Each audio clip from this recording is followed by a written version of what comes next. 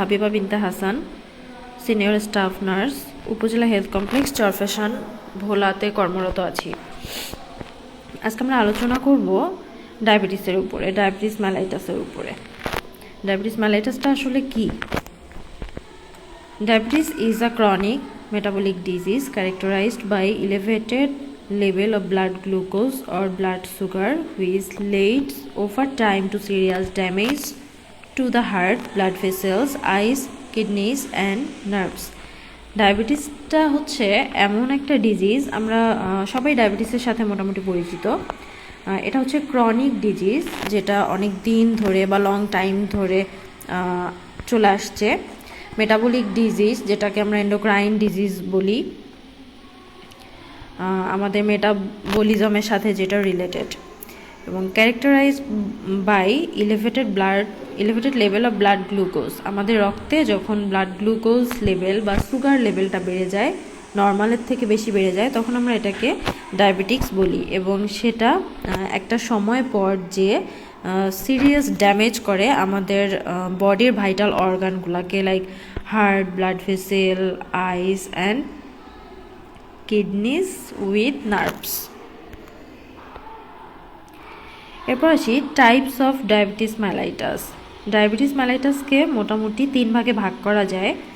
প্রথমটা হচ্ছে type 1 diabetes, যেটার অন্য নাম হচ্ছে ইনসুলিন ডিপেন্ডেন্ট বা জুভিনাইল ডায়াবেটিস। টাইপ 2 ডায়াবেটিস বা নন ইনসুলিন ডিপেন্ডেন্ট ডায়াবেটিস। আর 3 নম্বরটা হচ্ছে জেস্টেশনাল ডায়াবেটিস মেলাইটাস, যেটার নাম থেকে আমরা বুঝতে পারতেছি এটা প্রেগন্যান্সিতে অ্যারাইজ করে। কিন্তু এই ডায়াবেটিসটা প্রেগন্যান্সির পরে আফটার বেবি ডেলিভারি ডায়াবেটিসটা থাকতেও পারে, আবার নাও পারে। এরপর আসি risk factors of diabetes mellitus.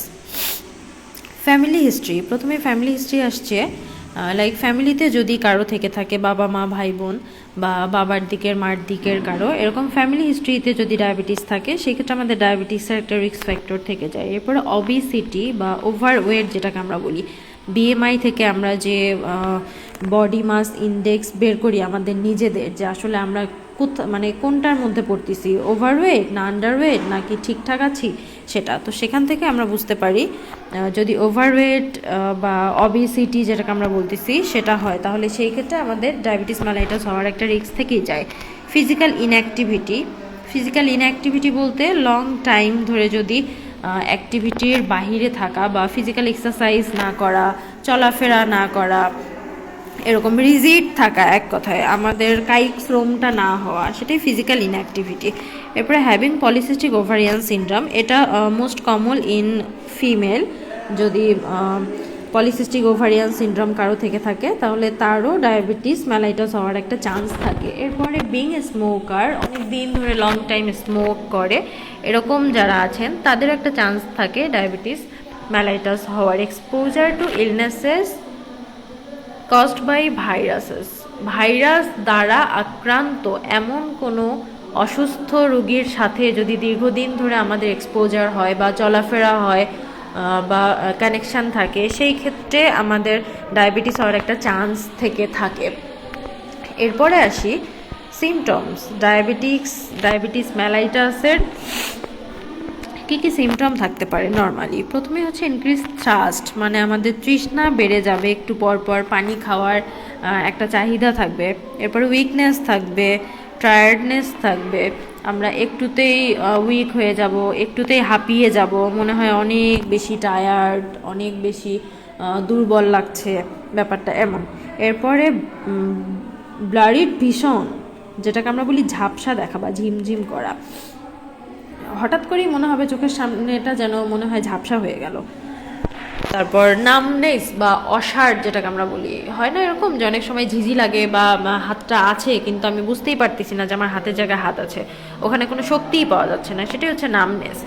এরপরে স্লো হিলিং সোর্স, অনেক সময় থাকে যে অনেক সোর হয়, যেটা আমাদের কাটাছেঁড়া বা ঘা হয়েছে কোথাও, সেটাও অনেক স্লোলি হিল হচ্ছে নর্মালের তুলনায়। নর্মালি আরেকটা পার্সনের যেভাবে হিল হয় সেটার থেকে একটু ধীরে আমারটা হিল হচ্ছে, তখনই আমার বোঝা উচিত যে এটা লাইক হতে পারে ডায়াবেটিস। ফ্রিকুয়েন্ট ইউরিনেশন, ঘন ঘন ওয়াশরুমে যাওয়া একটু পরপরই, এটা most common symptoms of diabetics. এরপর ড্রাই মাউথ, মুখ শুকায় যাওয়া, মুখ শুকায় যাওয়ার জন্যই আমাদের অনেক বেশি থ্রাস্টি আসে, অনেক বেশি তৃষ্ণা লাগে, একটু পরপরই আমরা পানি খাই, মুখ শুকায়, ঠোঁট শুকায় যায়। এগুলো হচ্ছে ডায়াবেটিসের মোস্ট কমন সিমটম। এবার আসি difference between type 1 and type 2 diabetes. Type 1 এবং টাইপ 2 ডায়াবেটিস যে আমরা জানলাম, এই দুটোর মধ্যে কমন পার্থক্যগুলো কি কি একটু বোঝার চেষ্টা করি, বলার চেষ্টা করি। টাইপ 1 ডায়াবেটিসটাকে আমরা বলি ইনসুলিন ডিপেন্ডেন্ট ডায়াবেটিস, আর টাইপ 2 ডায়াবেটিসকে বলি আমরা non insulin dependent diabetes. Type 1-এর ক্ষেত্রে ইনসুলিন ডিপেন্ডেন্ট বলতে যেটা আমরা ইনসুলিনের দ্বারা প্রিভেন্ট করতে পারি বা কন্ট্রোল করতে পারি, আর টাইপ 2 হচ্ছে এই সিচুয়েশনের মধ্যে পড়ে না, মানে ইনসুলিন ডিপেন্ডেন্ট না। এরপরে টাইপ 1-এ যদি আসি, এটা হচ্ছে চাইল্ডহুড অনসেট ডায়াবেটিস, মানে এটা চাইল্ডহুড এইজের মধ্যে হয়, যেটাকে আমরা জুভেনাইল ডায়াবেটিস আগে বলে আসছি। এরপর টাইপ 2 হচ্ছে অ্যাডাল্ট অনসেট ডায়াবেটিস, যেটা অ্যাডাল্ট এজে হয়। টাইপ 1 ডায়াবেটিসটা সাডেন অনসেট, যেটা হঠাৎ করে আসে, এবং টাইপ 2 ডায়াবেটিসটা গ্রাজুয়াল, এটা ধীরে ধীরে ধীরে ধীরে আসে। টাইপ 1 ডায়াবেটিস হচ্ছে কিটো অ্যাসিডোসিস কমন, এবং টাইপ 2-তে কিটো অ্যাসিডোসিস রেয়ার। টাইপ 1-এ অটো অ্যান্টিবডিজ প্রেজেন্ট, আর টাইপ 2-তে অটো অ্যান্টিবডিজ অ্যাবসেন্ট। টাইপ 1টা ক্যান নট বি প্রিভেন্টেড, এটা প্রিভেন্ট করা যায় না, তবে কন্ট্রোলে রাখা যায়, নিজের আয়ত্তের মধ্যে রাখা যায় লাইফস্টাইল চেঞ্জের মাধ্যমে, মেডিকেশনের মাধ্যমে, মানে ভ্যারাইটি লাইক নিজেরা মেনটেইন করে চললে টাইপ 1টা কন্ট্রোল করা যায়, বাট ইটস নট প্রিভেন্টেবল। আচ্ছা, টাইপ 2 ডায়াবেটিসটা প্রিভেন্টেবল বাই মডিফাই লাইফস্টাইল, আমাদের লাইফস্টাইল মডিফিকেশনের মাধ্যমে আমরা টাইপ 2 ডায়াবেটিসটা প্রিভেন্ট করতে পারি। এরপরে আসি ম্যানেজমেন্ট অথবা পেশেন্ট এডুকেশন। আচ্ছা, এখানে একটু বলে নেই, যদি ম্যানেজমেন্টের কথা আমরা বলতে চাই যে আসলে টাইপ ডায়াবেটিস মেলাইটাসটা আমরা কিভাবে ম্যানেজ করব, সেই ক্ষেত্রে আমাদের মোস্ট কমনলি আমরা যেমন ফিজিক্যাল ইনঅ্যাক্টিভিটি একটা দেখছি রিস্ক ফ্যাক্টরের ক্ষেত্রে, এটা হচ্ছে মোস্ট কমন বা মোস্ট ইম্পর্টেন্ট থিং আমরা বলতে পারি। রেগুলার এক্সারসাইজ বা ফিজিক্যাল অ্যাক্টিভিটিটা বাড়ানোর মাধ্যমে আমরা কিন্তু সুস্থ থাকতে পারি বা ডায়াবেটিসটা থেকে কন্ট্রোল করতে পারি বা ম্যানেজ করতে পারি, যেভাবেই বলি না কেন।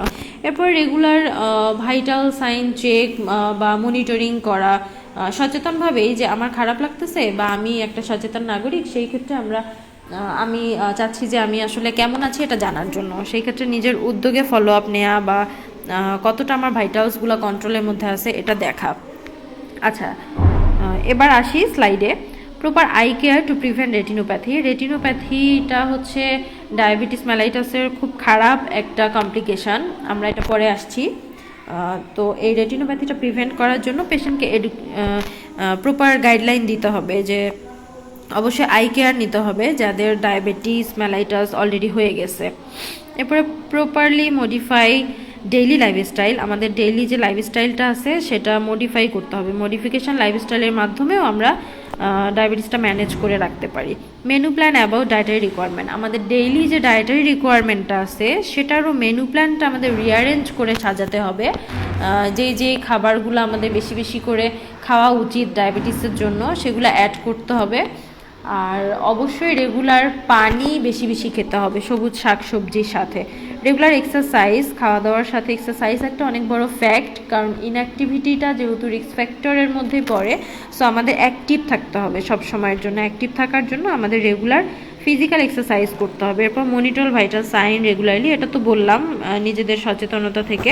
এরপর রেগুলার ফলো আপ করতে হবে, যদি কোনো কারণে মনে হয় যে আমার ব্লাড সুগার লেভেলটা একটু বেশি আছে, ফাস্টিং বা আমি মেপে দেখছি, সো সেই ক্ষেত্রে একটু রেগুলার মনিটরিংয়ের মধ্যে বা ফলো আপের মধ্যে থাকা লাগবে।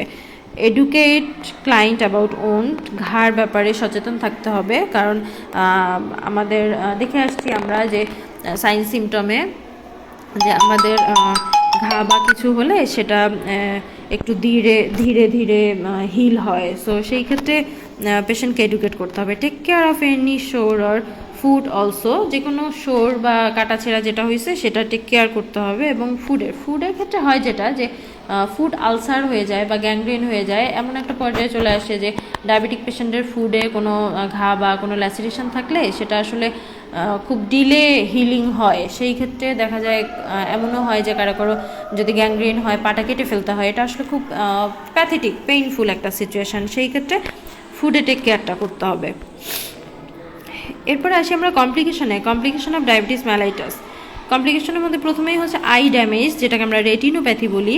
ডায়াবেটিসের জন্য নার্ভ ড্যামেজ হয়ে যেতে পারে, যেটা নিউরোপ্যাথি নামে পরিচিত। নেফ্রোপ্যাথি, কিডনি ড্যামেজও হয়। ফুড আলসার বা ফুড ড্যামেজ, যেটা একটু আগে বলছিলাম, ফুডের ক্ষেত্রে আসলে বেশি কনসাস আমরা বলি থাকার জন্য। নামনেস বা অসাড় হয়ে যায়, যে প্যারালাইজ টাইপের, যে না ওখানে আমি কোনো শক্তিই পাচ্ছি না, এরকম অসাড়। এরপর গ্যাংগ্রেইন বা পচে যাওয়া, যেটাকে আমরা বলি। এরপর hypoglycaemia, hyperglycaemia. Most common hypoglycaemia, hyper হয় ডায়াবেটিস পেশেন্টদের ব্লাড সুগার কমে যাবে, না হলে বেড়ে যাবে। কমে যাওয়াটাকে হাইপোগ্লাইসেমিয়া এবং বেড়ে যাওয়াটাকে আমরা হাইপারগ্লাইসেমিয়া বলছি। এরপরে আসি লাস্ট ওয়ান, ডায়াবেটিক কোমা। খুবই খারাপ একটা সিচুয়েশান। এটা হচ্ছে most of the last stage আমরা বলি ডায়াবেটিসের ক্ষেত্রে যেটা হয়। এটা হাইপোতেও হতে পারে, হাইপারেও হতে পারে। হাইপোগ্লাইসেমিয়াতেও পেশেন্ট ডায়াবেটিক কোমাতে চলে যেতে পারে, অথবা হাইপারেও পেশেন্ট ডায়াবেটিক কোমাতে চলে যেতে পারে। সো এই জন্য আমাদের একটু সচেতন থাকতে হবে। ওভারঅল ডায়াবেটিসটা সম্পর্কে আমরা বেসিক একটু ধারণা পেলাম। সো ঠিক আছে, নেক্সট ক্লাসে আমরা আরও ডিটেল জানবো ইনশাল্লাহ। জি, থ্যাংক ইউ। আসসালামু আলাইকুম।